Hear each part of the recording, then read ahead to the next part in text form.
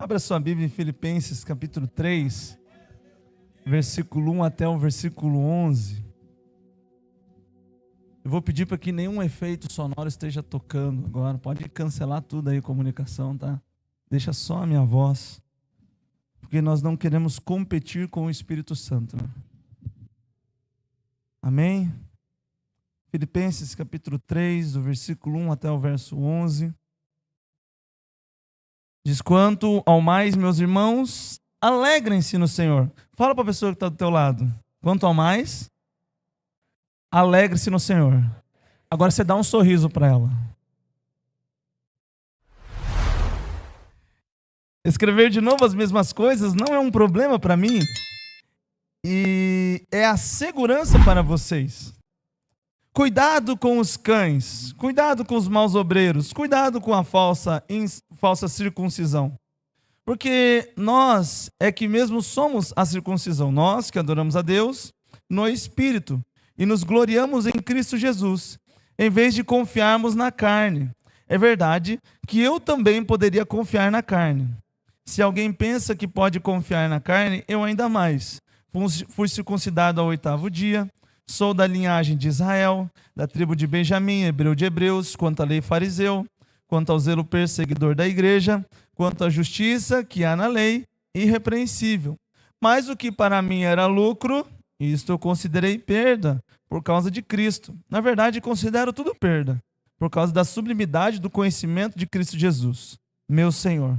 Por causa dele, perdi todas as coisas e as considero como lixo para ganhar a Cristo e ser achado nele, não tendo justiça própria que procede da lei, mas aquela que é mediante a fé em Cristo Jesus. A justiça que procede de Deus, baseada na fé. O que eu quero é conhecer a Cristo e o poder da sua ressurreição. Escuta isso. O que eu quero, diga comigo, o que eu quero é conhecer a Cristo e o poder da ressurreição. Continuando, tomar parte dos seus sofrimentos e me tornar como ele na sua morte, para que, de algum modo, alcançar a ressurreição dentre os mortos. Amém? Irmãos, eu queria começar com uma pequena dinâmica, e aí ao terminar essa dinâmica, o pessoal da staff me ajuda limpando aqui a mesa, tá bom? Fazer uma bagunça. Irmãos, a nossa vida, quando nós aceitamos a Jesus, a gente diz que ela é totalmente e plenamente preenchida pelo Espírito Santo. Amém?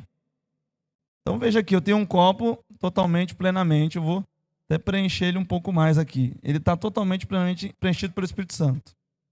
Mas nós vivemos em um mundo que tem problemas, que tem pecados, que tem dificuldades. Nós vivemos em um mundo cheio de mentiras, falsidade.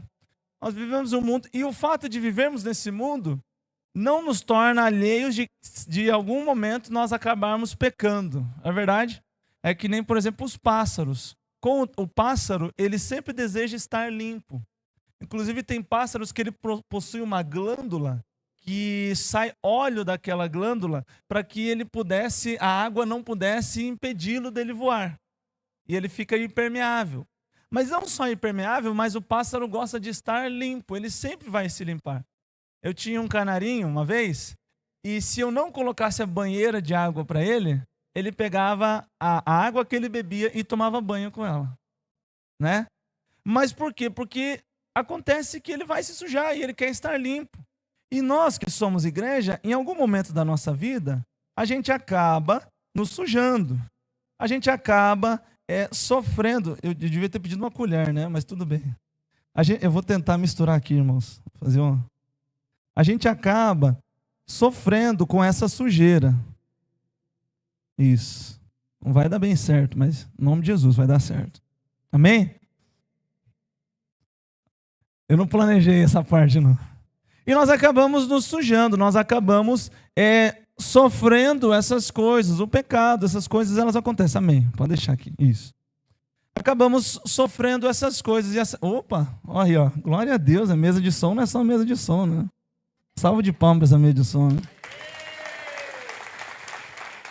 Então, ligadão. E assim, gente, acontece que nós acabamos nos sujando. Você acaba errando, você acaba brigando com a sua mulher, né? Fica chateado, você acaba brigando com o teu marido. Você acaba desobedecendo, você acaba fazendo coisas erradas que você não devia ter feito. Mas a pergunta é, como que eu posso, então, retirar essas coisas de mim? Veja, eu sou habitado pelo Espírito Santo, ele está dentro de mim. Obviamente que o ensinamento que nós temos que aprender é que para que eu possa, não adianta eu simplesmente dizer, eu não vou pecar, eu vou tentar não fazer coisas. Não vai adiantar eu tentar tirar essa água. Eu não vou conseguir. Eu não vou conseguir tirar a cor vermelha de dentro da água. Mas veja, o ensinamento é diferente. Significa o quê? Para que eu possa tornar essa água mais pura, eu preciso me encher do Espírito. E quanto mais eu vou me enchendo do Espírito, mais o que vai acontecendo com a água? Ela vai se tornando pura. Caprichei na água, né? Quanto mais eu vou enchendo, quanto mais eu vou transbordando no Espírito, mais essa água, olha só, não está tão pura que faltou mais um pouco, mas eu não vou estragar tudo aqui, tá bom? Mas perceba, quanto mais você vai se enchendo do Espírito, mais aquilo que estava impedindo você, mais aquilo que era sujeira, ela vai o quê? Ela vai sendo purificado. De tal forma que não adianta você achar que você vai lutar contra o pecado. Você vai lutar contra o pecado, você tem que lutar contra a tentação. Mas você precisa se encher de Deus. Se encher do Espírito. Quanto mais eu me encher do Espírito, quanto mais o Espírito Santo preencher a minha vida, quanto mais eu buscar Ele, quanto mais eu ler a Bíblia, quanto mais eu oro, quanto mais eu busco o Senhor, quanto mais eu faço do Senhor a minha vida, mais Ele vai me purificando. E aquela sujeira vai me deixando. Então o que significa esvaziar-se? Agora o pessoal da staff, fiquem à vontade, pode tirar aqui para mim. O que significa se esvaziar? Se esvaziar significa que você precisa se encher. Como assim? Porque se eu quero me esvaziar das coisas que esse mundo tem, se eu quero me esvaziar da depressão, da angústia, das tormentas, se eu quero me esvaziar do pecado, eu preciso me encher do Espírito. Não tem como você viver uma vida santa e justa se você não se enche do Espírito. Tem muita gente que está aqui dentro dessa igreja, que está frequentando essa igreja e está pensando que vida cristã é lutar contra o pecado. Não, vida cristã é se encher de Deus. Porque quando eu vou me enchendo do Espírito, eu não só perco a vontade de fazer o que é errado, como o Espírito Santo dirige para que no momento que eu for fazer algo errado, ele diz, não faça isso.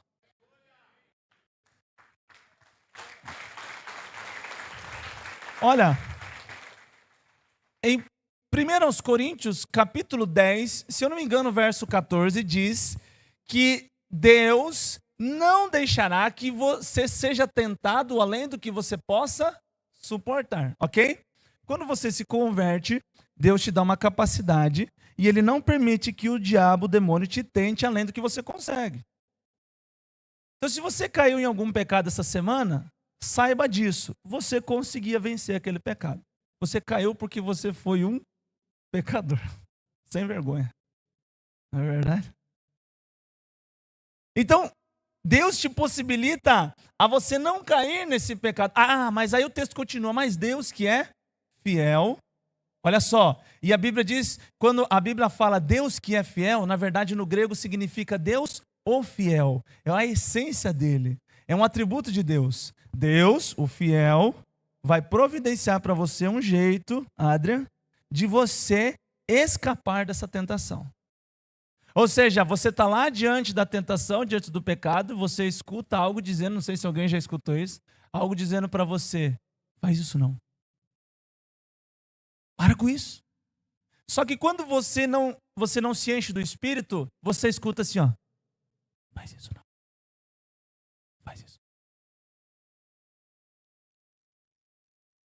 Acho que é coisa da minha cabeça, eu vou fazer.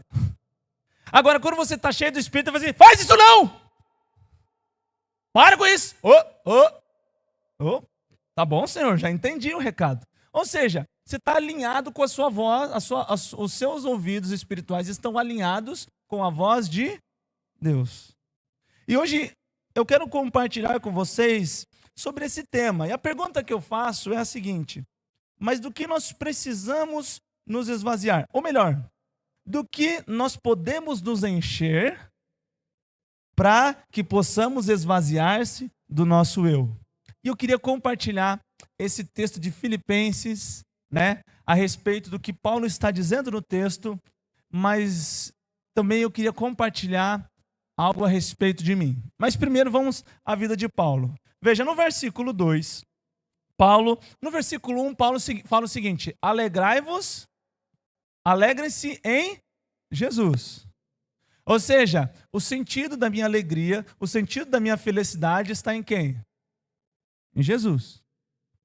Veja, o sentido da sua felicidade não está no salário que você recebe. O sentido da sua felicidade não está no celular novo que você tem. Não está no carro que você tem. Não está com as suas contas pagas. Porque um dia você vai morrer. E tudo isso não serviu de nada. Não é verdade? Você vai lá, minha felicidade é ter um celular top. Aí você compra o celular e aí Deus de propósito faz você trupicar, cai o celular, quebra toda a tela, vamos trocar a tela, quanto custa? Talvez é mais caro que o próprio celular. E aí? Mas quando a minha alegria está no Senhor, o que Paulo está dizendo, olha, quando vocês se alegram no Senhor, vocês estão mostrando que o Senhor é o mais importante para nós. Fique com essas informações, elas são importantes. Depois no verso 2, Paulo vai repetir 3 vezes a palavra cuidado. Ele diz, cuidado com os cães, cuidado com os maus obreiros, cuidado com a falsa circuncisão. A ênfase de Paulo em falar 3 vezes traz a ideia de que Paulo está alertando. Tem um versículo que diz, sejam sóbrios e vigilantes. O diabo, vosso adversário, está ao redor, como um leão que ruge, procurando alguém para devorar. O inimigo quer te afastar da presença do Espírito Santo. O inimigo não quer que você seja cheio do Espírito Santo. Por isso que Paulo está dizendo, olha, tomem cuidado. Mas Paulo não está dizendo para eles tomarem cuidado contra Satanás, contra os demônios. Paulo está dizendo para eles tomarem cuidado contra os falsos ensinadores. Quem que eram esses grupos? Esses grupos eram os judaizantes. Judaizantes eram aquelas pessoas que eram gentis, não nasceram em Israel, não eram judeus, e aderiram à religião judaica. Eles acharam que a religião judaica era bem legal. Vou continuar nisso aqui, vou estar nesse negócio aqui. E aí, num determinado momento, eles conhecem a igreja, e aí eles simpatizam pela igreja, mas eles não fazem parte da igreja. Só que eles estavam no meio da igreja de Filipos. E Paulo está dizendo, olha, tome cuidado com esses caras. Por que Paulo está dizendo a Filipos para que eles tomem cuidado com eles? Porque os judaizantes, ou os judeus, acreditavam que a salvação, a justificação, ela não vinha por Cristo Jesus, mas ela vinha pelas suas obras. Por isso que no texto vai dizer que eles confiam na própria carne, nas coisas que eles faziam. Que obras são essas? Seguir a lei de Moisés, a circuncisão e tantas outras coisas. Mas Paulo vai dizer também, a igreja de Éfeso, no capítulo 2, versículo 8, diz que a salvação é pela fé, não vem de obras, para que ninguém se glorie. Ou seja, a salvação não é algo para aquilo que você faz, mas é aquilo que Cristo fez em você. Só que o que acontecia? Esses falsos mestres, esses ensinadores, confundiam a mente da igreja de alguns membros da igreja de Filipe. E Paulo está dizendo, olha, toma cuidado com esses caras. Por isso eu digo para vocês, igreja, e aqui vai um toque no espírito, tome cuidado com quem você ouve. Tome cuidado com quem você lê. Tome cuidado, porque se essa pessoa não professa e não confessa Jesus Cristo como Senhor, o Deus encarnado, que ressuscitou, está sentado à destra de Deus, isso não vem de Deus. Tome cuidado com as pessoas que estão tentando usar você para enredar talvez o seu chefe, para enredar o seu pastor, para enredar o seu líder de PGM. Tome cuidado com essas pessoas. Essas pessoas, elas vivem para si mesmo. E a Bíblia vai dizer que o Deus delas é a sua própria barriga. E aí, em seguida, Paulo vai afirmar o seguinte: olha, nós adoramos a Deus no Espírito e nos gloriamos em Cristo Jesus, em vez de confiarmos na carne. Então, Paulo está dizendo para a igreja de Filipos: ó, vocês estão aprendendo dessas pessoas que vocês precisam fazer coisas para conseguir a salvação. Mas não é esse o motivo. Não é as obras de vocês, não são as coisas que você faz, mas é o que Cristo fez por você e você se gloriar em Cristo Jesus e confiar nele e não confiar na própria carne. Ou seja, eles davam a entender que a salvação era pelas obras, mas Paulo está dizendo: olha, a salvação não é por meio das obras, a salvação é através de Cristo Jesus. Fala para a pessoa que está do teu lado: a salvação não vem de obras, é só Jesus e só Ele, sem caminho nenhum, só Ele. Amém. Só Jesus. E a partir do versículo 4, Paulo tenta provar para eles, que se a salvação dependesse das obras, Paulo já estaria garantido, sem conhecer Jesus. Como assim? Paulo estava falando com eles, estava conversando: ó, tá bom, se vocês acham que a salvação é pelaquilo que vocês fazem, então se é pelaquilo que eles fazem, então eu vou dizer o que eu fiz antes de conhecer Jesus. A pessoa que eu era. E aí Paulo vai apresentar uma série de informações sobre quem ele era antes de conhecer a Jesus. E a primeira informação que Paulo mostra aqui quem ele era, a Bíblia diz que ele era da linhagem de Israel. Ou seja, Paulo fazia parte do povo de Israel. Em seguida o texto vai dizer que ele era da tribo de Benjamim. Ou seja, Paulo não era uma pessoa que vivia em Roma, ou nasceu na Grécia, nasceu em Roma e foi até Israel. Não, Paulo nasceu em Israel. Paulo era da tribo de Benjamim. O que significa isso? Não sei se vocês sabem, mas uma informação importante. Israel, na época de Roboão, foi dividido em dois reinos, o reino do sul e o reino do norte. O reino do norte era um reino que foi de uma linhagem diferente. O reino do sul era da linhagem de Davi. O reino do norte nunca se arrependeu, nunca mudou de ideia e nunca se voltou para Deus. Mesmo por tantos profetas e tantas pessoas sendo faladas. Já o reino do sul, havia momentos na história que os reis destruíam os altares aos ídolos, destruíam as profanações e aí levantavam um culto ao Deus vivo. E aí Deus chegou para os dois reinos através de um profeta e falou assim: ó, o reino do norte vai ser levado ao cativeiro e nunca mais vai voltar. Já o reino do sul vai ser levado, vai ficar 70 anos, depois ele vai voltar. O reino do sul era composto da tribo de Benjamim e da tribo de Judá. Fica com essa informação na tua cabeça. Tá bom? E aí o que acontece? No reino do norte, o povo que dominou o reino do norte e levou como cativos, eles colocaram outras nações, outros povos naquele reino para dominar aquele lugar, para que ele não seja dominado por outras nações. Ou seja, o povo que estava lá era um povo pagão. Mas a história conta que quando eles estavam vivendo naquele reino, Deus mandou feras, leões, e aqueles leões matavam e comiam aquelas pessoas. E eles estavam numa circunstância tão dura, tão difícil, eles foram descobrir o que está acontecendo. E eles lembraram que o povo que vivia lá era um povo que adorava a Deus. Eles adoravam a ídolos, mas alguns adoravam a Deus. Não foi isso que Deus disse a Elias, olha, eu separei, como que é? 340? Eu não lembro. Alguém lembra do número dos profetas que não se dobraram diante de Baal? 300? 400? Acho que é, 400. Então Israel do Norte tinha isso. Só que o povo novo que entrou lá, ninguém fazia isso. E aí eles começaram a trazer os cultos que o povo de Israel fazia, mas também continuavam nos seus cultos pagãos. E aí o que Deus fez? Ele cessou de mandar as feras. Ou seja, aquele povo que estava lá, eles queriam ser judeus, mas eles não queriam ser judeus. Entende? Então, e nessa região ficava, por exemplo, a região da Samaria, ficava a região da Galileia.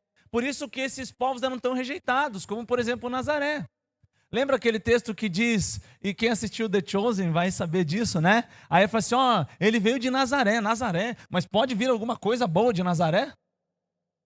Por quê? Porque Nazaré era um povo rejeitado, os galileus eram povos rejeitados, os de Cafarnaum eram povos rejeitados, os caras mesmo eram os judeus puro sangue, os caras lá de Jerusalém, os caras de Benjamim.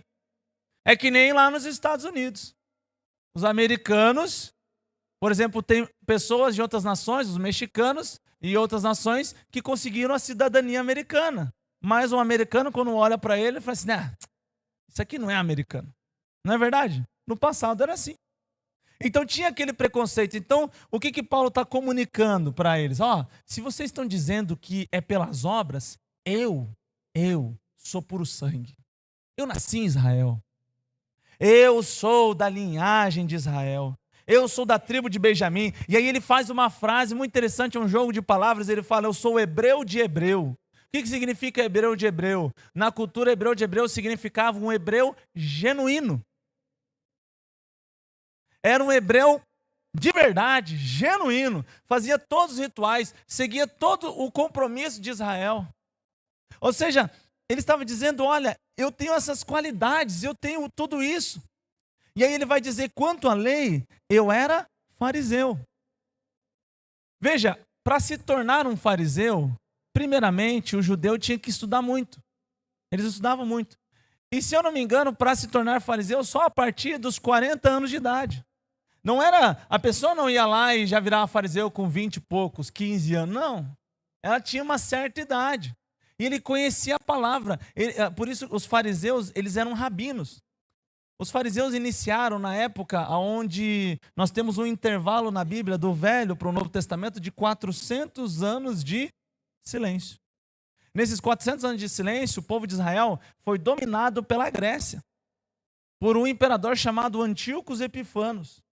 E Antíoco Epifanos, além de tomar o povo de Israel, eles tiram o culto dos israelitas do templo e colocam um culto pagão no templo. Eles sacrificam uma porca no templo de Deus. E a porca era um animal imundo, e os israelitas ficaram revoltados. E frutos dessa revolta nasceram grupos, ou melhor, facções, seitas, para combater essas coisas. E naquela época, a palavra de Deus estava sendo esquecida, a lei estava sendo esquecida, e o grupo dos fariseus nasce para o quê? Para reativar a lei, para que eles conheçam a lei, para que eles estudem a lei. Então, para ser fariseu, o cara tinha que estudar muito. Eu, por exemplo,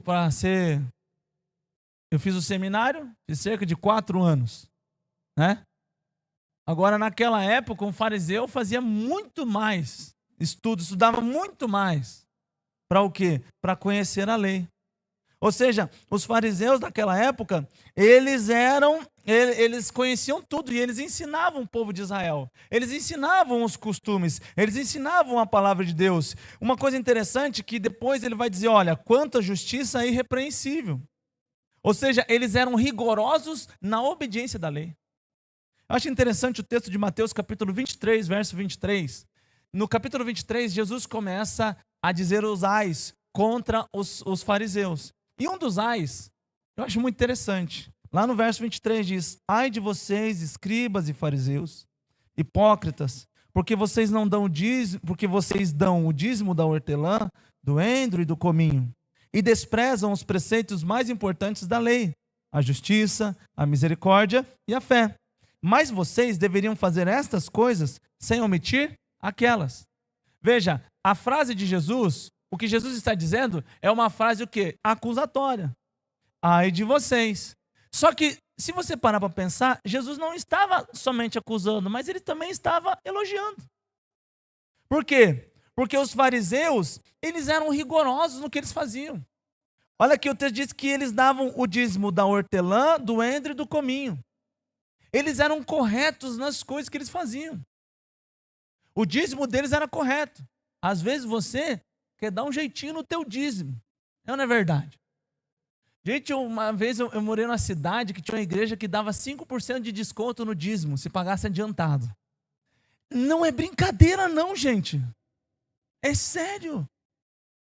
Tinha um cartaz na frente escrito isso. Às vezes você fala assim, mas será? Uma época minha, eu pegava o aluguel, né? A igreja me abençoa. Aí eu dava o dízimo do meu salário. Aí um dia, eu falei assim, aí eu estou conversando com a minha esposa, aí nós chegamos à conclusão que está errado.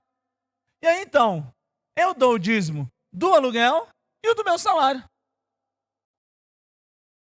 Ou seja, ser fiel, mas a gente quer dar um jeito. E esses caras aqui não, eles eram rigorosos. Eles eram um exemplo, porque Jesus está dizendo, olha, vocês deviam ter feito essas coisas. Vocês têm que continuar a fazer essas coisas. Mas o mais interessante é que o problema dos fariseus é que eles eram tão bons em certas coisas, mas esqueciam de outras coisas. E aí Jesus chama a atenção deles, mas vocês esquecem a justiça, a misericórdia, a fé. Então vocês deveriam ter feito essas coisas sem omitir aquelas. O que Paulo está dizendo aqui, como fariseu, ele está dizendo, olha, eu era muito bom. E o mais interessante é que a palavra ser irrepreensível significa alguém que não é chamado e acusado com base de fatos. Paulo era irrepreensível, ele era obediente, ele era rigoroso. Só que aí Paulo vai dizer uma frase e eu deixei por último aqui. Ela é a penúltima, mas eu deixei por último. Ele diz, quanto ao zelo, perseguidor da igreja. Por quê? Porque naquele tempo lá, na época, veio um cara chamado Jesus Cristo. E esse cara, Jesus Cristo, ele fez um alvoroço naquela cidade, não é verdade? Ou melhor, na nação de Israel. Jesus fez um tumulto. A gente fala do nosso pastor que é louco, mas se você conhecer Jesus, você ia ver o cara mais louco do universo. E, gente, os fariseus ficavam enlouquecidos com ele. Né? Eles ficavam enlouquecidos e eles começaram a se revoltar. E eles foram um dos motivos e um dos pivôs que conseguiram levar Jesus até a cruz. Eles diziam, crucifica-os. E a partir daquele momento, a partir de Jesus, os judeus começaram uma intensa perseguição sobre Jesus e aqueles que seguiam a Jesus. Mas o que eles diziam? Não, nós estamos perseguindo. Por que eles não gostavam de Jesus? Um dos motivos é que Jesus disse que ele e o Pai eram um. E o judeu, ele é monoteísta, ele acredita que existe um único Deus. Só que o judeu não consegue entender a Trindade, porque a Trindade diz que há um único Deus, mais 3 pessoas.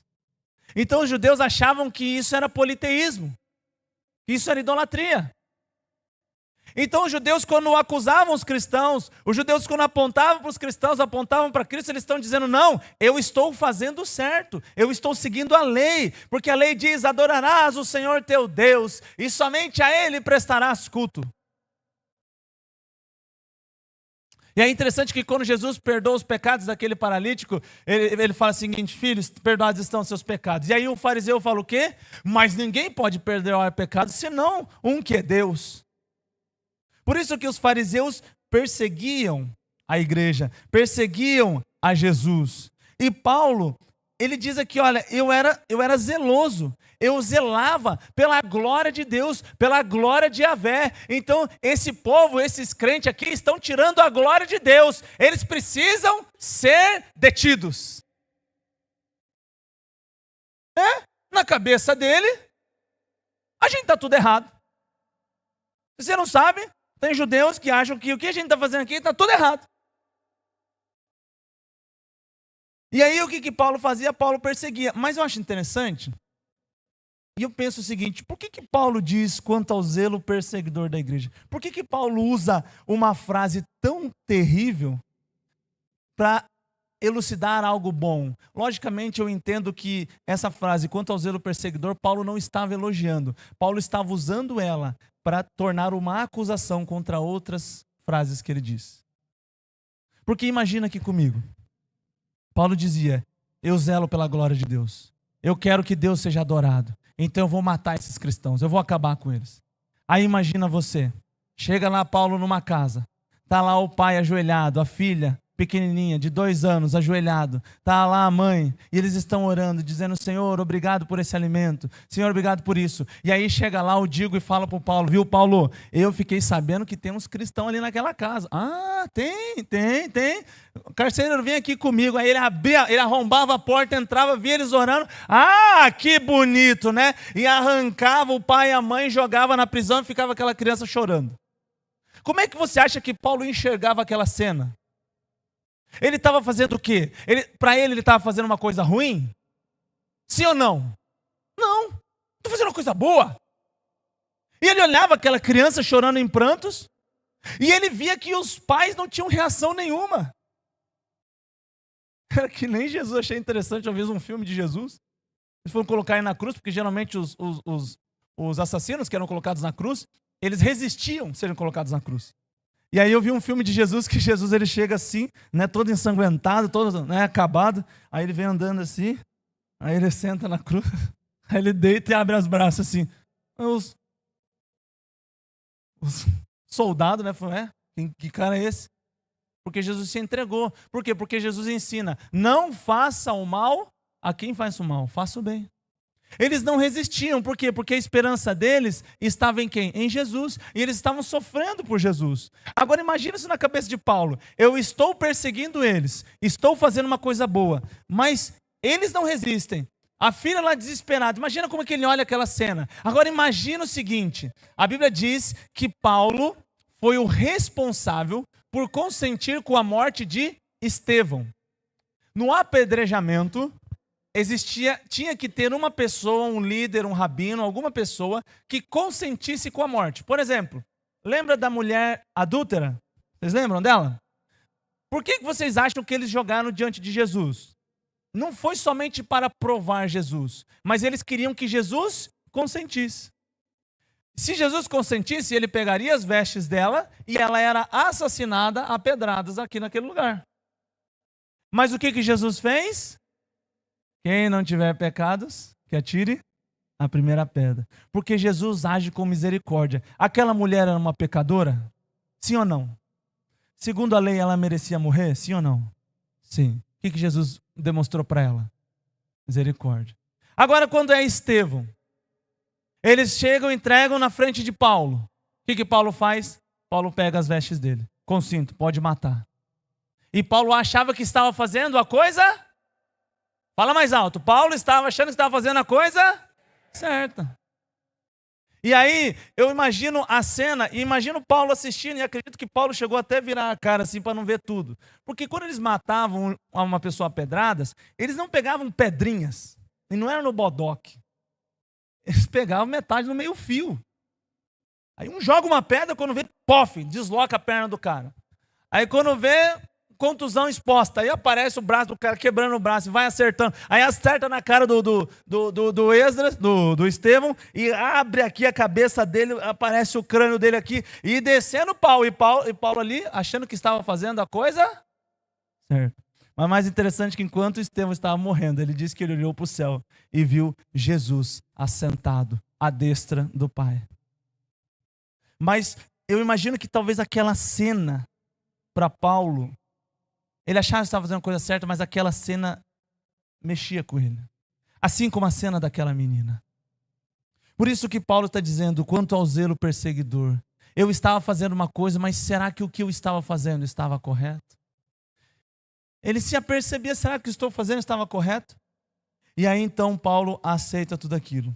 E aí então Paulo, ele no caminho para Damasco, a Bíblia diz que quando eles estavam no caminho para Damasco, né? ele estava andando e Jesus aparece para ele. E aí o que acontece? Ele cai no chão e ele fica cego. O que revela isso? Isso é uma palavra que revela algo espiritual. Paulo estava cego. Por que Paulo fazia aquelas coisas ruins e achava que estava fazendo o que era bom? Porque ele estava cego. E por isso que no final ali de Filipenses, do capítulo 3, ele vai dizer assim, olha, mas tudo que para mim era lucro, tudo que para mim era certo, isso eu considerei como perda. Por causa do nome de Cristo. Inclusive Paulo fala assim, eu considero isso como lixo. Em outras versões, isso é chamado de esterco, ou seja, fezes. Eu considero isso como fezes. Essas coisas que eu achava que eram boas, hebreu de hebreus, quanto à lei fariseu, quanto ao zelo perseguidor, quanto à justiça irrepreensível da tribo de Benjamim, fariseu, tudo isso para mim não vale nada. Isso só serve para ser jogado na privada e dado descarga. E a gente nem quer ver, né? Paulo estava olhando para tudo aquilo. E ele estava falando assim, isso aqui é errado. Por quê? Porque a Bíblia diz que quando Paulo cai do chão e ele fica cego, ele vai até Damasco.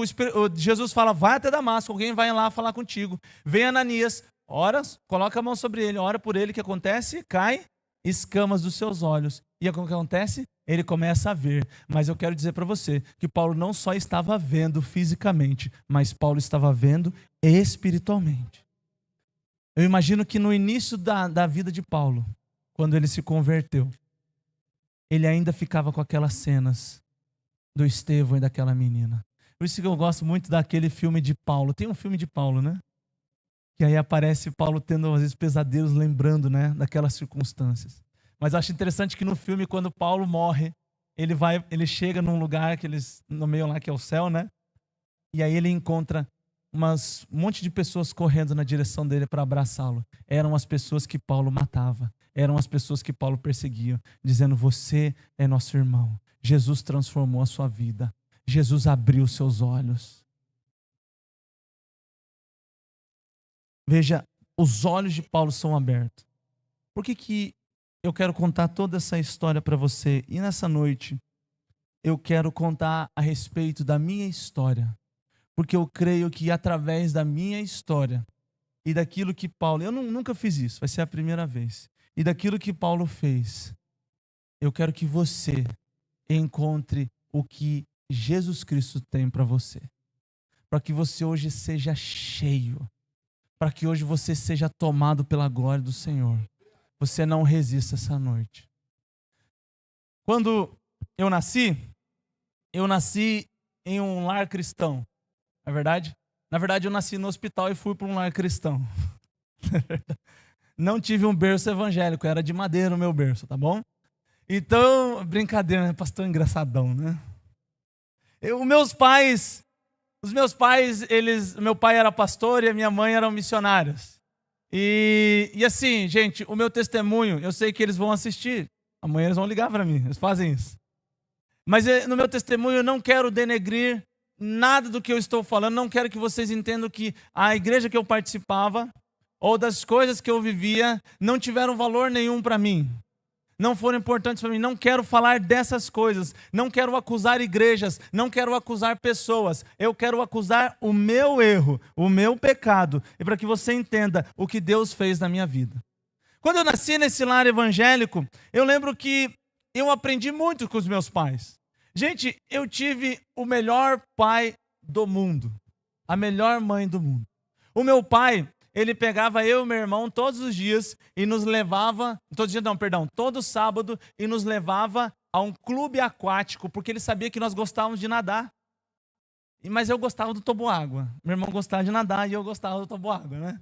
E ele ia com a gente, ele brincava, ele se divertia. Gente, meu pai, ele não levava a gente no clube aquático e ficava lendo um livro ou mexendo no celular. Não tinha celular naquela época, né? Ele não ficava fazendo isso. Ele estava lá participando. Foram pais incríveis. Com os meus pais, eu aprendi muito a respeito da palavra de Deus. Eu cresci ouvindo músicas, ouvindo corinhos, participei e a igreja que a gente frequentava era geralmente igrejas fundamentalistas. Pastor, o que são igrejas fundamentalistas? são igrejas um pouquinho mais recatadas que a gente, né? São igrejas um pouquinho mais, digamos assim, tradicionais. Entendeu? Então, veja, eu fazia parte daquelas igrejas, eu vivia, e eu achava que aquilo era verdade, como Paulo achava que o que ele estava fazendo, né? Não quero dizer que essas igrejas faziam errado, muito pelo contrário. Muitas dessas igrejas, eu acredito que Jesus está lá, o Espírito Santo está lá, há uma verdadeira adoração, pessoas estão sendo salvas e o poder de Deus está sendo derramado por elas. E eu lembro que nessas igrejas, as músicas eram músicas de louvor e adoração a Deus. Nós cantamos, então minha alma canta a ti, Senhor, grandioso és tu, grandioso és tu. Então minha alma canta a ti, Senhor, grandioso és tu, grandioso és tu.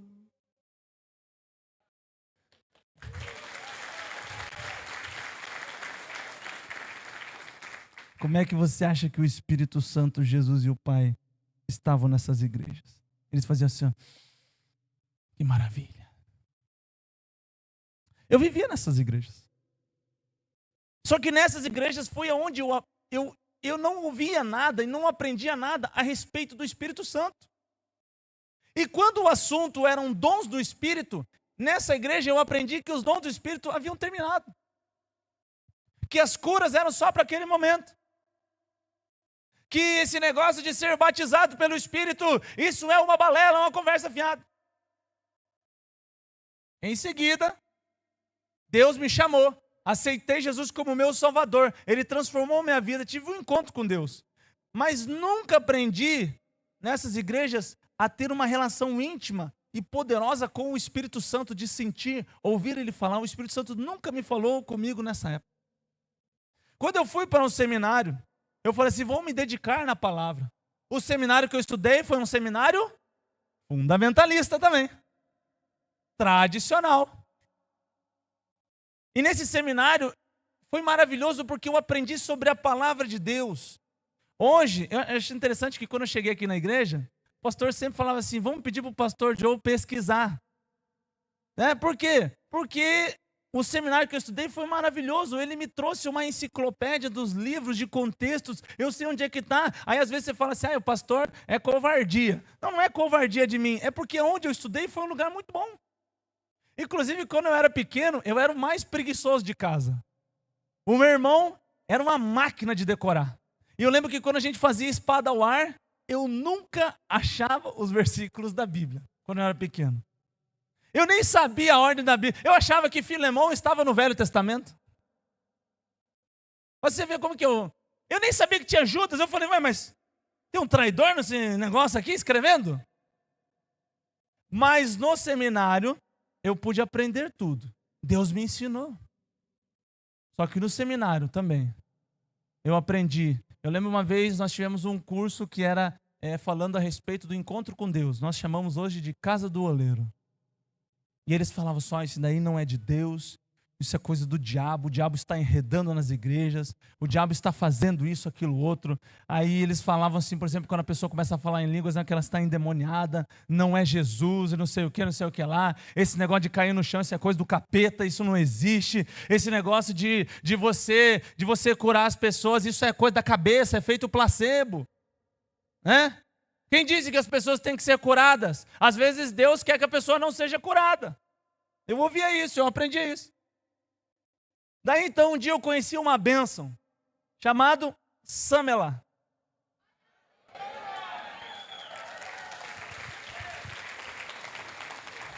Quando eu conheci essa bênção, irmão, aí ela me apresentou aqui, aí um dia o pastor Raimo falou com ela, convida lá o teu namorado, se ele não quer vir aqui e fazer o estágio dele aqui na igreja. Daí eu falei, vamos lá, vamos meter ficha. É um ano, vamos lá, né? Cheguei aqui em 2014. Gente, com toda sinceridade, o meu sogro sabe. Eu ouvi ele pregar. Eu dentro do meu coração dizia, o que ele está falando? Ele nem conhece a palavra de Deus. O que é esse negócio de, que Espírito Santo, o quê? Isso é tudo conversa fiada. Esse negócio de Deus falou comigo, isso aí tá coisa da cabeça da pessoa. Deus falou comigo. Deus fala na palavra de Deus, Deus não fala comigo, Deus fala aqui, ó, aqui ele fala aqui, só aqui. Quantas vezes eu julguei, pastor Raimundo? E eu lembro que no meu primeiro ano, eu tive uma experiência até o acampamento de famílias. Chegou no acampamento, eu já estava decidido, não, vou passar um ano aqui, vou casar com a Sâmela e vou vazar daqui na mesma velocidade. E vou trazer ela para uma igreja de verdade. Era o que eu dizia. Porque eu achava que eu estava fazendo a coisa certa.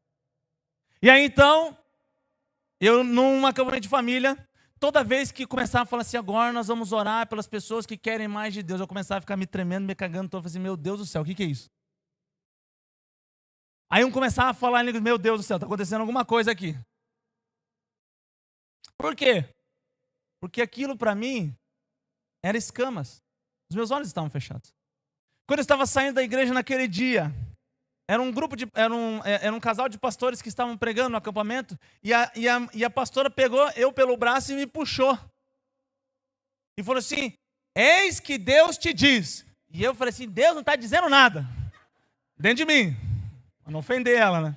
Eis que Deus te diz, você não vai embora dessa igreja. E o seu pastor, o seu sogro, vai ser como um pai para você.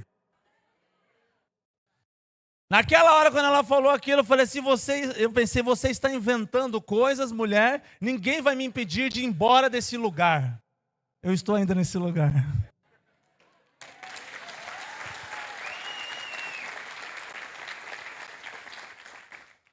Mas eu lembro que, eu lembro que tudo aquilo que eu aprendi a respeito do Espírito Santo de unção, foi através da vida do meu pai.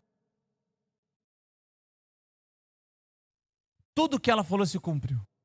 Mas eu lembro que eu falei assim, Senhor, se o Senhor quer que eu fique aqui, então a igreja vai querer que eu fique e eu vou pedir um aumento salarial. O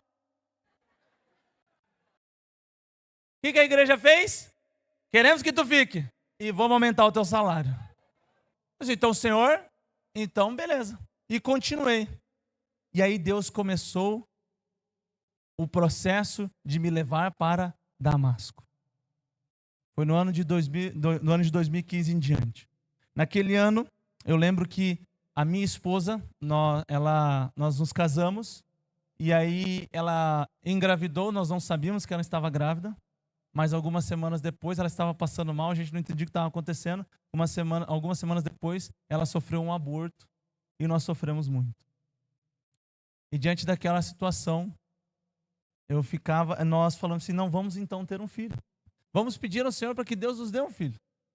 Vamos vamos tentar, vamos agora parar com os métodos contraceptivos e vamos tentar ter um filho. E passamos 8 anos sem ter um filho.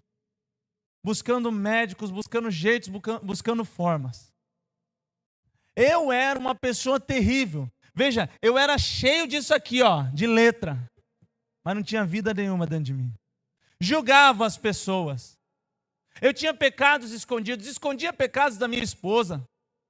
Nunca tive um fluir do Espírito Santo. Daí então um dia o pastor chegou para mim e falou assim, Joe, você vai servir na casa do oleiro. Tá bom, mas para você servir você tem que fazer. Então você vai lá para Curitiba. Cheguei lá em Curitiba, né? Bem chola. Sentei na cadeira para começar a ouvir as ministrações e falei assim, vamos ver o que eles vão dizer, se eles são bons mesmo ou não. E, gente, eu entrei como um fariseu e saí como Paulo, carregado.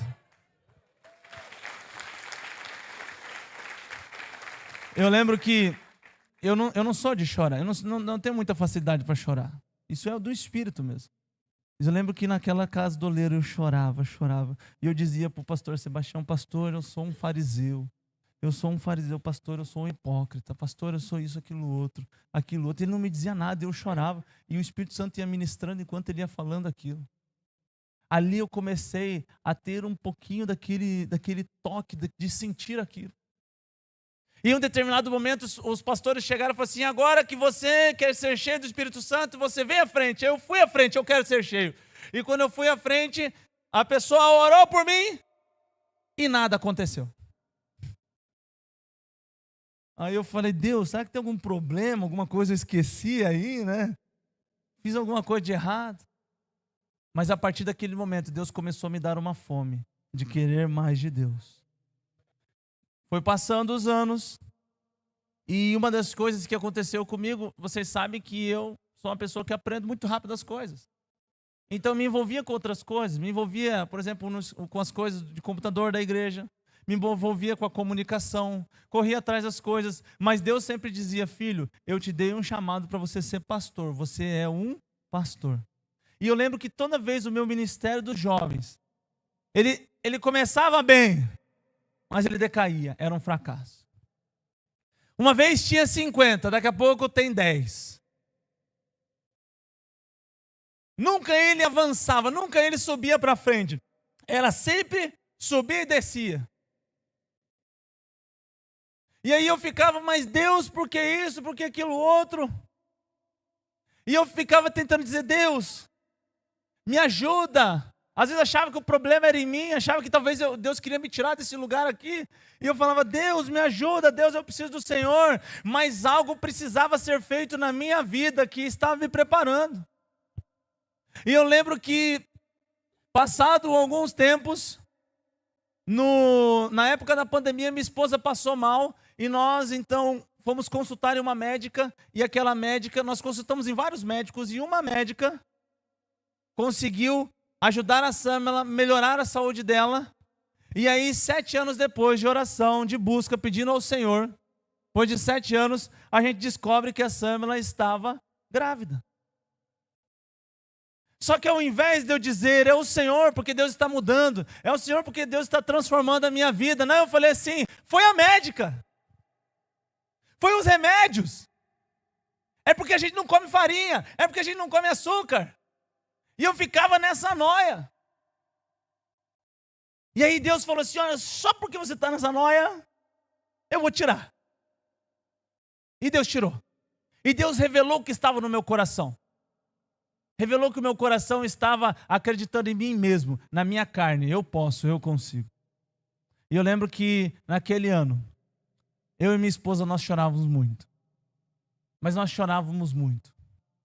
E eu lembro que eu sofri tanto que um dia eu cheguei para Deus e falei assim: Deus, eu nunca mais vou subir em um púlpito. Nunca mais vou subir em um palco. Estar na frente de um púlpito para pregar e falar uma palavra sequer para ninguém. Eu vou embora dessa cidade, eu vou embora dessa igreja. Mas aí Deus disse para mim: não, ainda não acabou.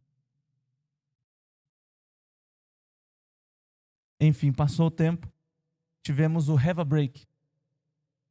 Era a nossa segunda edição. Eu lembro que naquele Have a Break, a gente foi meio acabado, meio destroçado, né? Mas fizemos, e demos o máximo de si.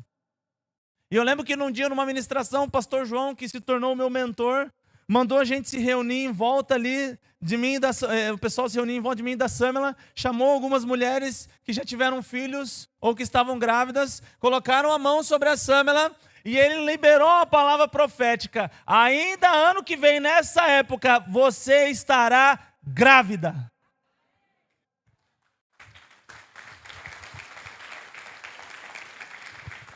Deus estava dizendo: filho, você ainda não me buscou, mas eu já vou te dar a bênção antes de você me buscar, pela fé. A partir daquele momento, no outro ano, eu deixei de ver de uma vez por todas aquele Jonatas do passado, que não é tocado, que não é ministrado, e eu falei assim: agora, Senhor, eu quero mais do Senhor, eu quero mais de Ti, eu quero me encher do Senhor. E aí comecei um propósito de oração, orava 2 horas por dia, todo dia. Cheguei a orar 3 horas por dia. Deus começou a manifestar, começou a fazer obras extraordinárias. Um fato interessante é que quando a minha esposa teve o aborto, ela começou a sangrar. E ela passou 5 meses, igual a mulher do fluxo de sangue. E eu lembro que nós gastávamos muito dinheiro, a médica que atendia a gente falando assim, olha, continua tomando os hormônios. E a gente gastando, muitas pessoas nos abençoaram, mas chega uma hora que não dá para abençoar tanto, não é verdade? E aí comecei a parcelar no meu cartão, comecei a fazer dívidas, comecei a buscar de algum jeito para conseguir aqueles remédios, aqueles medicamentos, e chegava em casa decepcionado de minha mulher, e não sei o quê, e eu buscando o Senhor, eu falei assim, Deus, faz a obra, Senhor. Até o momento que eu e minha esposa sentamos na sala e falamos, Deus, ou o Senhor nos dá o dinheiro, tinha acabado todos os medicamentos, acabado todos os hormônios, e falamos assim, Deus, ou o Senhor dá o dinheiro para comprar mais, ou o Senhor cura ela. E Deus falou assim, eu não vou dar o dinheiro não, eu vou curar ela. E ela foi curada. O mais interessante é que quando ela foi curada, ela falou assim, amor, eu ouvi uma voz dizendo, pare de tomar os remédios. Como eu estava buscando o Senhor, eu falei assim, então tu para de tomar os remédios. Mas tu tem certeza? Sim. Ela parou. O sangramento parou. Ela ligou para a médica e falou assim, viu, doutora, eu não sei, mas eu senti assim no meu coração que Deus me curou. Eu não preciso mais tomar isso. Samela, eu sei que você é muito crente, você teme ao Senhor, você tem muita fé, muita energia em você, mas essas coisas não é bem assim, tem coisas que não é desse jeito, que você precisa, né, você precisa se armar, você está cheio de hormônios, por isso que esses hormônios tamparam, mas se você não colocar mais hormônios,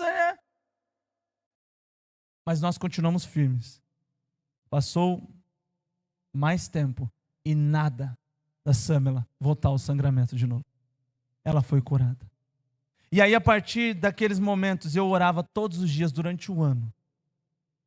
Com a ajuda de um pastor, o pastor João, ele me ensinou, falou assim, olha, quando você for orar, você diz para Deus como que tu quer o teu filho, e você enxerga o teu filho, e você pede. E você agradece depois. E aí eu orava todos os dias. E alguém deu uma palavra profética, dizendo que era uma menina. E aí o que eu fiz? Eu falei assim, Senhor, então eu quero uma menina do cabelo ruivo e da pele de cor de cuia. E Deus olhava. Aí agora está na hora de enxergar a menina, Deus. Eu olhava, era um menino. Não, peraí, Deus. O que está acontecendo aqui? Misericórdia, né? Eu falei, é uma menina. Aí eu olhava de novo, era um menino. E eu olhava, durante um ano, eu olhava todos os dias para o Isaac. Todos os dias eu olhava para ele. E eu sabia que ele viria. E eu clamava, eu pedia a Deus, eu agradeço, Senhor, porque o Senhor já me deu. Deus estava abrindo o meu coração. Deus estava transformando aquela fé. Deus estava mudando a minha vida. E eu lembro que eu orava, eu clamava. E aí até que um dia minha esposa falou assim, ela mostrou para mim, eu estou grávida. E nós celebramos. E aí a gente ficou assim, será que é um menino? Será que é uma menina? E eu falei assim, não, eu estou orando para uma menina, né? Vai ser uma menina. Mas eu enxergava o menino. Vai ser uma menina, mas eu enxergava o menino. Chegava na hora de chá de revelação, acendia um negócio, pof, uma tinta azul saindo assim, ó. E aí Deus falou assim, eu estou te dando um menino para perdurar suas gerações. E aí naquele momento Deus começou a trabalhar no meu coração. Deus começou a trabalhar em mim. Até um dia que eu fui num Valentes com o pastor João Brito. E eu lembro que eu já estava buscando o Senhor, eu já estava vivendo, eu dizia, Senhor, eu quero mais. Senhor, eu quero mais. Eu orava assim, Deus, eu quero mais. Espírito Santo, eu quero ser batizado. Eu quero ser tomado. Eu quero sentir o que os outros sentiram. Eu quero essa experiência. Eu quero isso para mim. Eu quero, Senhor, eu clamava. E aí eu lembro que eu estava nos Valentes, e o pastor João estava pregando e eu estava filmando. E um dos problemas meus de que eu não pude viver o mais de Deus é porque eu me preocupava com outras coisas. E quando eu estava filmando, uma hora o Espírito Santo falou assim, guarda essa câmera. Botei a câmera do lado. Senta e ouve ele. Ele estava pro final da mensagem. E eu estava ouvindo ele antes, mas eu sentei e ouvi diretamente nele. E o Senhor começou a falar. E algo começou a queimar dentro de mim. E algo começou a queimar dentro de mim. E algo começou a queimar dentro de mim. E aí ele falou assim, agora eu quero que todos os valentes venham aqui à frente. Nós temos que andar unidos. Aí ele mandou fazer uma corrente, né? A gente fez uma corrente. Aí tinha 2 brutamontes, um de cada do lado meu assim. Né? E aqueles dois brutamontes segurando, e eles seguravam forte, né? E eu ali, e a gente lá, e orando e tal. Daí aí a gente falou com as palavras, aí o pastor João falou assim, agora eu vou orar por aqueles que querem mais o Espírito. Se você quer mais o Espírito, você fica aqui. E aí eu estava lá segurando assim, eu falei, Senhor, eu quero mais, eu quero mais. Ele começou a orar. Ele veio para cima de mim, colocou a mão sobre a minha barriga. Ele só fez assim, só encostou em mim, eu blum, do nada. Apagão geral. Eu caí e eu fiquei pendurado, e os brutamontes me segurando, achando que o pastor tinha desmaiado, né? E aí o pastor João falou assim, solta eles, né? Aí alguém estava atrás me segurou, né? E eu caí, eu lembro que eu ouvia um coro de anjos, uma música mais ou menos assim, Espírito, Espírito, que desce como fogo, vem como em Pentecoste, e enche-me de novo. Gente, é a melhor sensação do mundo. Eu só levantei ali porque alguém me cutucou. Falei assim, vamos levantar. Miserável, podia ter ficado quieto no teu lugar. E ali Deus começou a operar coisas em mim. E ali Deus começou a usar pessoas que eu começava a orar, começaram a melhorar. Eu tinha uma dor de cabeça muito forte. Eu fui curado da minha dor de cabeça. 2 anos de dor de cabeça, fui curado. Deus começou a derramar coisas dentro de mim. Deus começou a falar assim, filho, eu vou te encher. Terminando o ano passado, eu estava assim, Deus, mas e os jovens? Deus e os jovens? Deus e os jovens? Parecia que eu tinha que fazer um esforço para esses jovens, não faziam nada. Aí ele falou assim, filho, o problema está em você. Você está fazendo a coisa errada. É o que, Senhor? É a comunicação? É a comunicação. Tá bom, Senhor. No outro dia, aí eu falei para minha esposa, vou sair da comunicação. Aí ela fez assim, duvido. Fui até a sala do pastor, o pastor aprova. Falei assim, pastor, chega. Aí ele falou assim, só não sai de uma vez, né? Eu falei, não, tá bom, não vou sair de uma vez. A partir do ano 2024, eu vou me dedicar totalmente ao pastorado e à minha juventude. E eu lembro que quando eu falei isso para um jovem, ele fazia assim, glória a Deus. Eu contei só para um jovem, depois eu contei para todo mundo. Sabe o que foi acontecendo? Virou o ano 2024. O Espírito Santo chegou para mim e falou assim, filho, eu quero levar eles até as ruas para alcançar os viciados, aos que estão nas boates, os que necessitam de esperança, eu quero usar eles. Mas filhos, eles não podem sair agora, porque eles saírem agora, eles não têm fundamentos, eles precisam de fundamentos. E aí o Senhor falou assim, você vai começar uma série chamada Fundamentos. E todos os jovens estão de prova que começaram a vir jovens. E jovens visitantes, e jovens aceitando Jesus. E jovens sendo transformados. Jovens querendo mais de Jesus. E aí eu lembro que nós estávamos ministrando, falamos sobre o Pai, falamos sobre o Filho. E aí chegou a hora do Espírito Santo. Daí eu preparei uma mensagem qualquer. Desculpa, qualquer não, mas preparei uma mensagem ali que eu senti que era o Espírito que estava me dirigindo. Mas mal eu sabia que o Espírito estava esperando para mim. E aí quando eu terminei de preparar aquela mensagem, eu vim para cá. Era um dia normal, como qualquer live jovem. Chegamos ali, estavam todos os jovens ali brincando, jogando truco e coisa e tal. Sentei com eles, joguei truco, não sei o quê. Oramos ali. Ele tiver um tempo de oração. E aí eu lembro que antes de começar a live jovem, às 7 horas, a gente tem um compromisso de oração juntos. E aí algo dizia para mim, alguma coisa vai acontecer hoje. Daí eu falei assim, meu Deus. E aí eu dizia para eles, gente, eu não sei o que está acontecendo, mas alguma coisa vai acontecer hoje. E eles olhavam para mim, porque geralmente eu falo isso, né? Tá bom, beleza, pastor? Então, gente, vocês não estão entendendo, tem uma coisa dentro de mim falando, alguma coisa vai acontecer hoje. E aí nós fomos para a hora do louvor. E aí quem fez o louvor fui eu. Por isso que em nome de Jesus nós estamos como jovens clamando para que o ministério de louvor se quebrante e venha no sábado e nos abençoe. Amém? Glória a Deus, jovens. Nós estamos precisando, né? E aí eu fui, adorei o Senhor, mas enquanto eu adorava, eu comecei a sentir uma atmosfera naquele lugar. Aquele salão começou a mudar. Não era mais o mesmo salão. E aí eu comecei a pregar. E preguei. Até o momento que eu falei, agora nós vamos para o apelo. Fique de pé. E aí, não. Pode sentar, Nicolas. Isso. Ah, pastor. Aí eu falei para os jovens assim, falei, ó, o negócio é o seguinte, eu aprendi com um pastor aí, que esse negócio de dizer, eu quero ser cheio do Espírito Santo, não adianta qualquer um não, porque às vezes o Espírito Santo não quer todo mundo. Todo mundo quer ser cheio do Espírito, mas não é sempre que o Espírito Santo vai querer você naquela hora, naquele momento, vai ter um momento seu.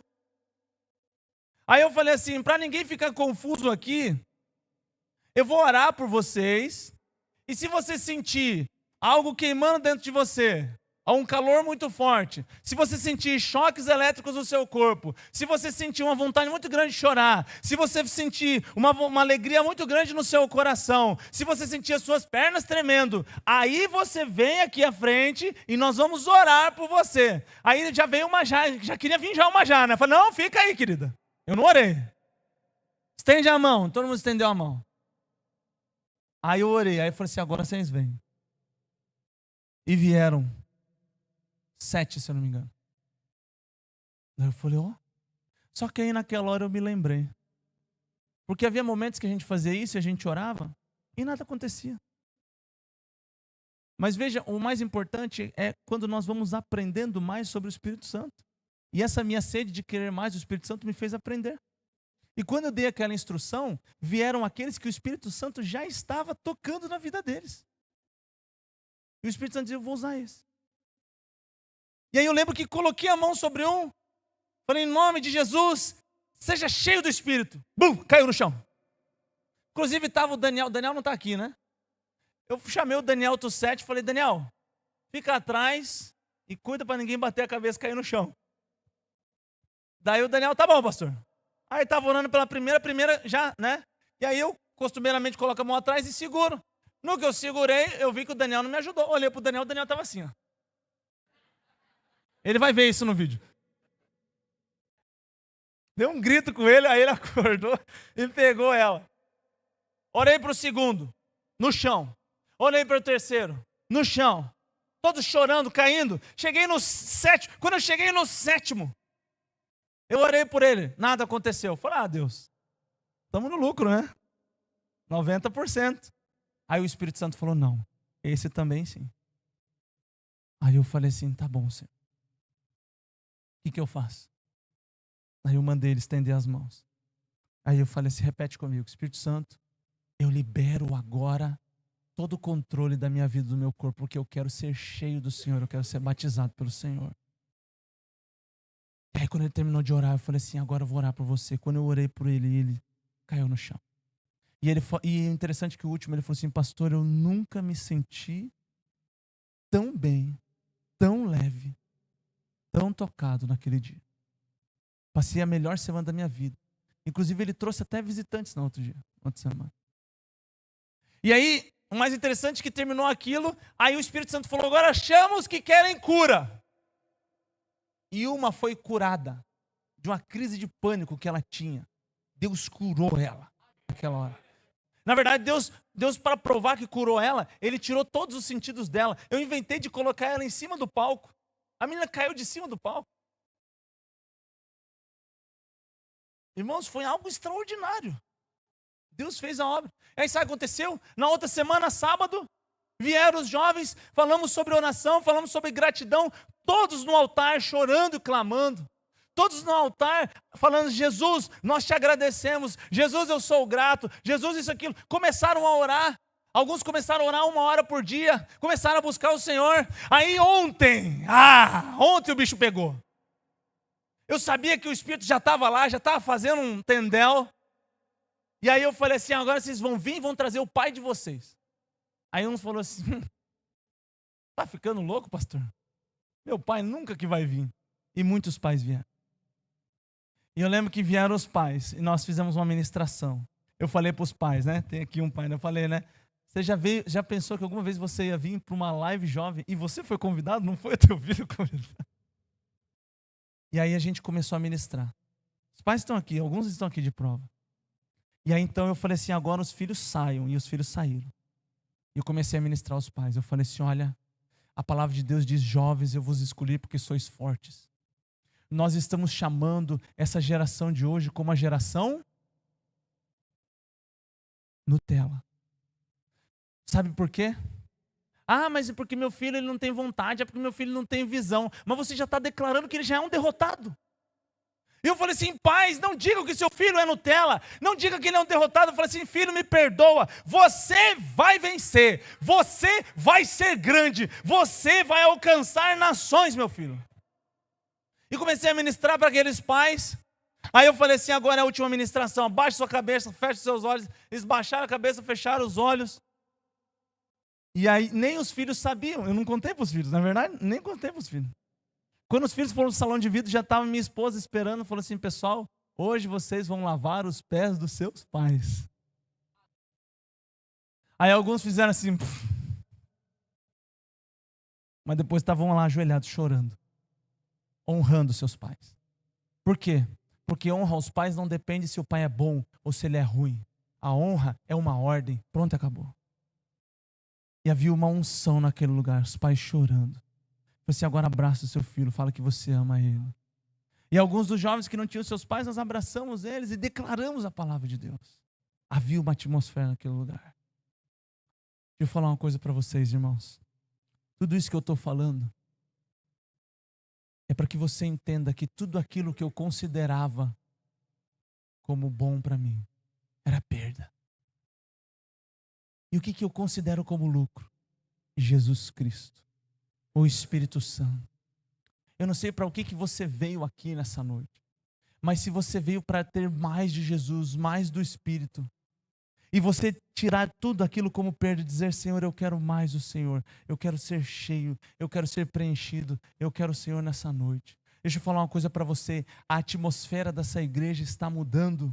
Nunca se viu numa igreja reunir 7 prefeitos em torno da palavra do Senhor. Você já parava para pensar isso? Os prefeitos orando, o pastor falou assim que reuniu todos os prefeitos e eles oraram. Quem faz isso?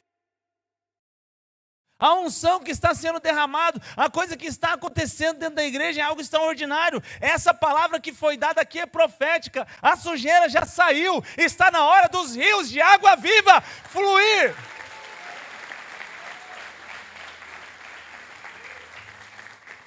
Então, se está na hora do rio de água viva fluir, vamos deixar ele fluir então? Fique de pé então, agora pode ficar de pé, irmãos. Fica de pé.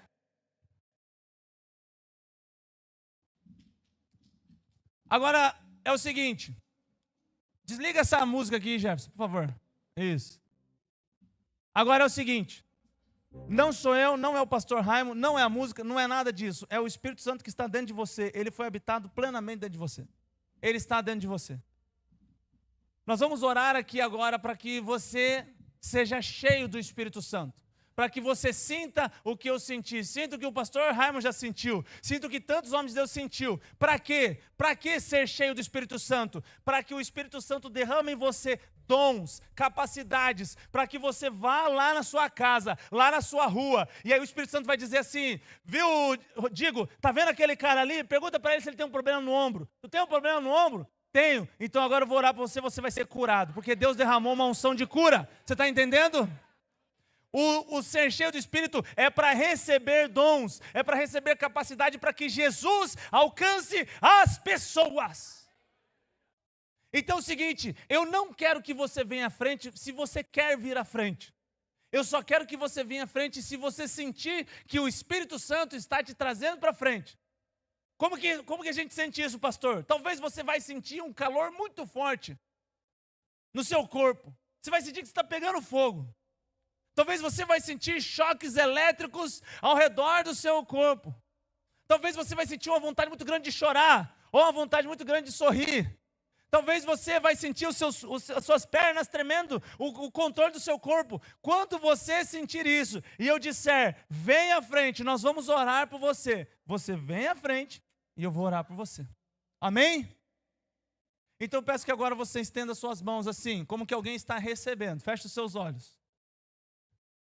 Nós estamos acostumados a colocar música Mas agora eu não quero que a música manipule os seus sentimentos. Eu quero que o Espírito Santo venha sobre você. Agora com seus olhos fechados. Deus tem uma unção. Deus tem um dom. Peça para o Espírito Santo agora, nessa noite, qual é o dom, qual é a unção que você quer do Senhor. Aquilo que você deseja ver Deus fazendo através de você. Aquilo que você deseja, o Espírito Santo fazendo através de você. Comece a pedir a Ele. E eu vou orar por você.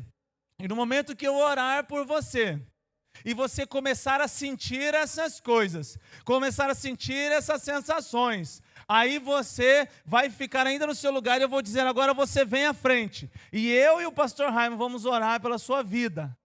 E eu vou dizer uma coisa para você, você vai ver o extraordinário de Deus na sua vida essa noite. Nós vamos começar com os primeiros, porque o Espírito Santo tem primeiras pessoas para começar. Essas primeiras pessoas liberam o resto.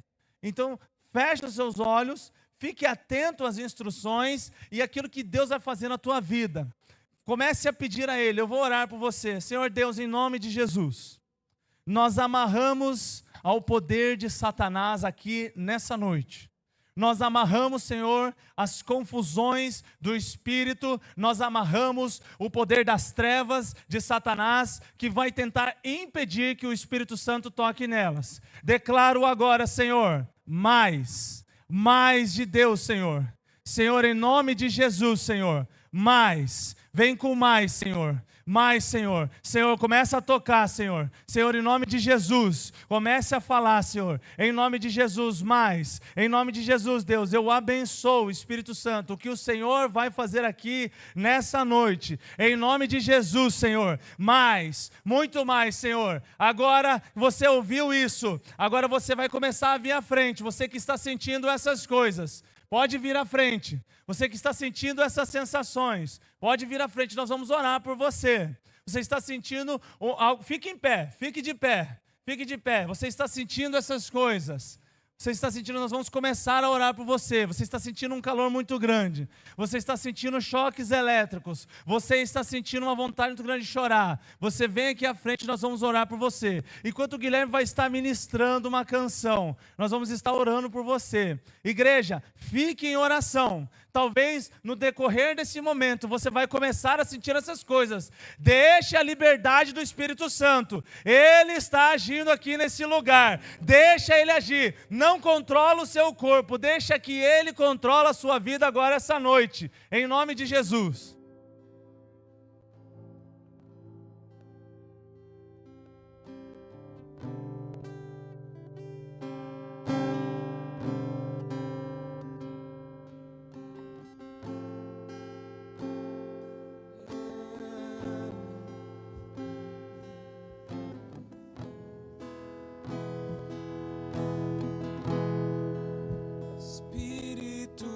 Espírito que desce como fogo, vem como em Pentecostes e enche-me de novo.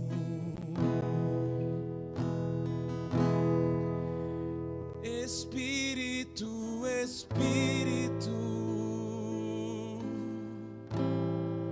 que desce como fogo, vem como em Pentecostes e enche-me de novo.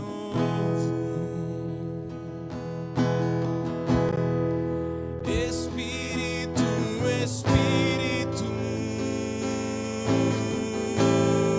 que desce como fogo, vem como em Pentecostes e enche-me de novo.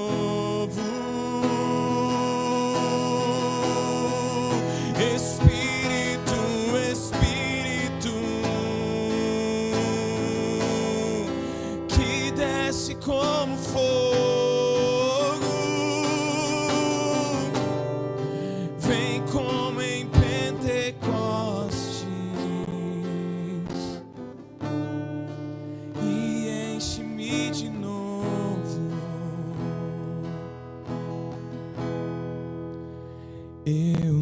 navegarei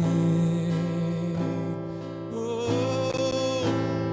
oceano do Espírito, e ali adorarei ao Deus do meu amor.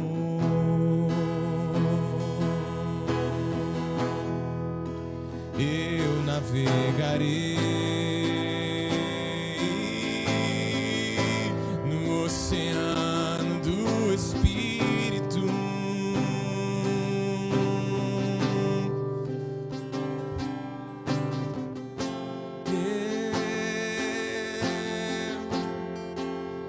ao Deus do meu amor.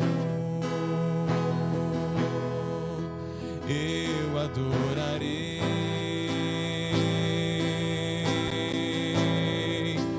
ao Deus da minha vida, que me compreendeu sem nenhuma explicação. Espírito, Espírito, que desce como fogo,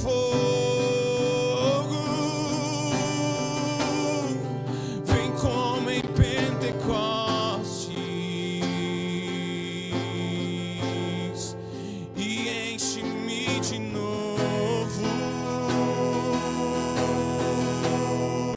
Espírito, Espírito, que desce como fogo,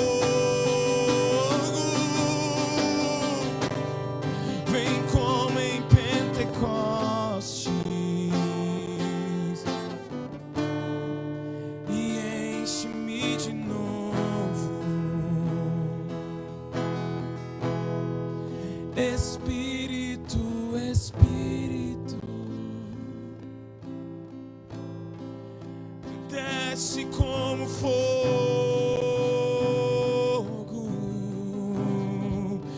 vem como em Pentecostes e enche-me de novo. Espírito, Espírito, que desce como fogo, vem como em Pentecostes e enche-me de novo. Espírito, Espírito, que desce como fogo, vem como em Pentecostes e enche-me de novo. Espírito, Espírito, que desce como fogo,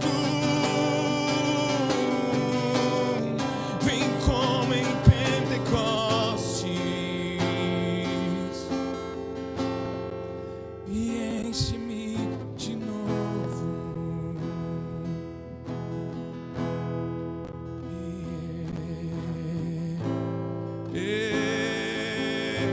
Em nome de Jesus agora, Espírito Santo. Talvez você está sentindo o Espírito tocando você também agora. Você está sentindo essas sensações. Deus está querendo encher mais você. Deus está querendo tomar você da presença dEle. O Senhor Deus está aqui nesse lugar. O Espírito Santo está aqui nesse lugar. Agora eu quero convidar aqui agora, você que está com alguma enfermidade. Há uma atmosfera aqui do Espírito Santo nesse lugar. E você está com uma enfermidade. Você está com um problema na coluna. Você está com um problema nos seus ouvidos, você não escuta. Você está com alguma enfermidade. Vou pedir para que você venha aqui à frente. Aqui junto comigo, nós vamos orar por você. Nós vamos orar pela sua vida. Vem aqui, aqui do lado. Você que tem uma enfermidade, nós vamos orar por cura. Nós vamos orar por cura agora. Em nome de Jesus, Senhor. Fica de pé, não senta. Você que veio por oração de cura, fica de pé. Fica de pé, eu vou convidar a Marisa também, se a Marisa puder ajudar a orar aqui. Se alguém puder achar a Marisa, isso. Nós vamos orar por vocês, individualmente. Aqueles que receberam mais do Senhor. Vocês continuem em oração, vocês continuam colocando diante de Deus. Eu quero convidar agora todo o ministério de louvor, vir à frente.